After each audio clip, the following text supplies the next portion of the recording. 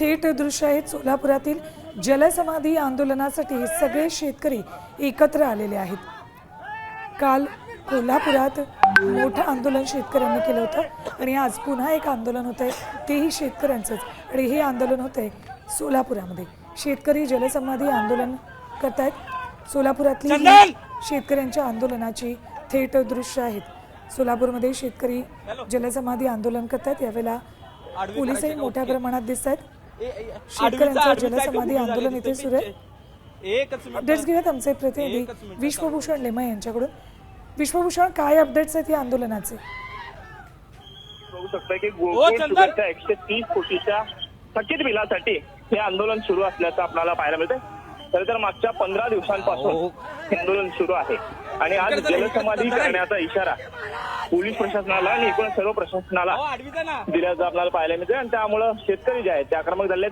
सोलापूरच्या कंबर तलावामध्ये शेतकरी जे आहेत ते आता उड्या घेऊन आंदोलन करतात। खरं तर आंदोलन हाताच्या बाहेर जात असल्याचं चित्र आपल्याला पाहायला मिळतंय। पोलिसांचा कडेकोट बंदोबस्त असताना सुद्धा बॅरिगेट्स बिरकाव हे सगळे शेतकरी जे आहेत ते आता कंबर तलावाच्या दिशेने पोहोचलेले आहेत। काही शेतकऱ्यांनी या ठिकाणी आपण दृश्यांच्या माध्यमातून जर बघितलं तर उड्या घेत आहेत आणि हातातलं आंदोलन जे आहे ते पूर्णतः चिघळल्याचं चित्र आपल्याला दिसून येतं। विश्वभूषण, 17 दिवसापासून हे आंदोलन सुरू आहे, तरीही प्रशासनानं दखल का घेतली नव्हती?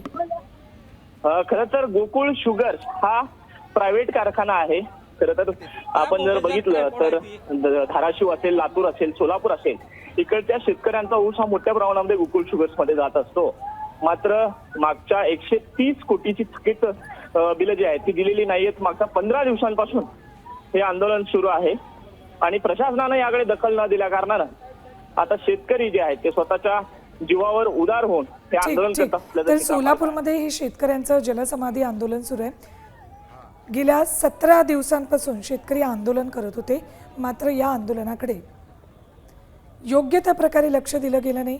अखेर हे सगळे शेतकरी संतापले आणि आपल्या मागण्या पूर्ण करण्यासाठी जी थकीत बिलं आहेत ती आपल्याला मिळावी यासाठी हे शेतकऱ्यांनी आंदोलन केले।